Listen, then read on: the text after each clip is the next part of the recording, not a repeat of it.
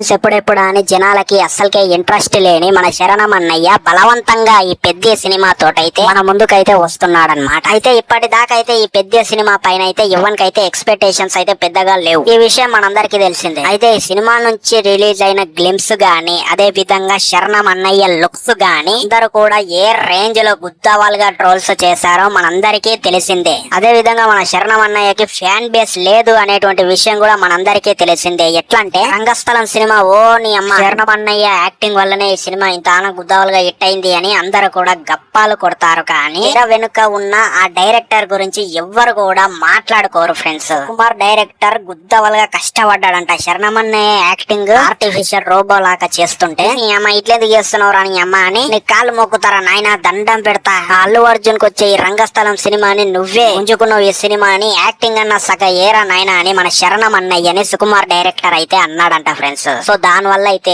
ఆ రంగస్థలం సినిమా అయితే హిట్ అయింది. ఆ తర్వాత వినయ విజయ రామ సినిమా కూడా రేంజ్ లో ఇండస్ట్రీ హిట్ అవుతుంది అని గప్పాలు కొట్టినరు. అంతే ఘోరాది ఘోరంగా సంకనాకిపోయింది. ఆ తర్వాత సైడ్ యాక్టర్ గా RRR సినిమాలో చేసి తీవ్ర ట్రోల్స్ కి అయితే గురయ్యాడనమాట. ఆ తర్వాత పాదగొట్టం ఆచార్య సినిమా తీసి కూడా పెద్ద దళిద్రం అయితే సృష్టించాడు ఆచార్య సినిమాకి. ఆ తర్వాత గేమ్ చేంజర్ సినిమా కూడా ఎంత పెద్ద డిజాస్టర్ అయిందో మనందరికీ తెలిసిందే. అండ్ ఇక్కడ మీరు ఒక కామెంట్ పాయింట్ ని గమనిస్తున్నారా ఫ్రెండ్స్, ఇక్కడ శరణం అన్నయ్యకి ఫ్యాన్ బేస్ లేకపోయినా ఆ డైరెక్టర్లు అయితే గుద్దవాళ్ళగా అయితే కష్టపడుతున్నారు. కానీ మన శరణం అన్నయ్య కష్టపడకుండానే ఆయన నటన ఎంత దళిద్రంగా ఉంటుందో మనందరికీ తెలిసిందే. ఆ దళిద్రంగా నటన ఉంటుంది అని ఆయన లాంటి ఫేస్ బాడీ డబల్ ఉండే డూబ్ యాక్టర్ ని పట్టుకొచ్చి సినిమాలలో అయితే యాక్టింగ్ ఫైటింగ్ అయితే చేపిస్తున్నాడు అనమాట. ఇక ఆ డూబ్ యాక్టర్ కి వచ్చే క్రెడిట్స్ మొత్తం మన శరణం అన్నయ్య లాగేసుకొని 100 కోట్లు అయితే తీసుకుంటూ అయితే వెళ్లిపోతున్నాడు అనమాట, అంచనాలుగా పైకి. సరే సరే సరే ఈ విషయం ఈ దాకా పక్కన వార్తెంగినట్టయితే పెద్ద సినిమా నుంచి మన జాన్వీ కపూర్ లేత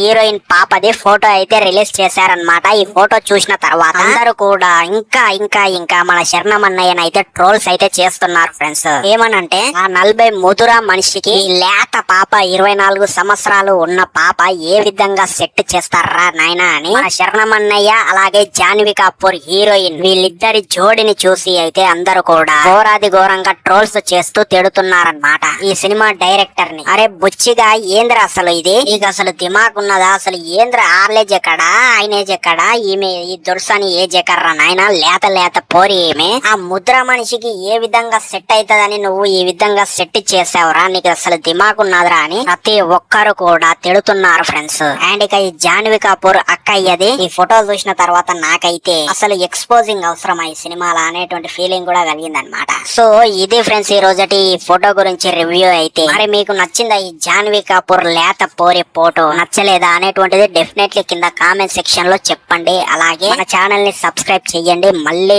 ఇంకో చక్కటి కంటెంట్ తోటి మళ్ళీ కలుద్దాం. అలాగే మన జెన్యూన్ ఛానల్ ని కూడా సబ్స్క్రైబ్ చేయండి. సో మరి ఉంటాయి ఇంకో చక్కటి కంటెంట్ తోటి మళ్ళీ కలుద్దాం. Signing off, by.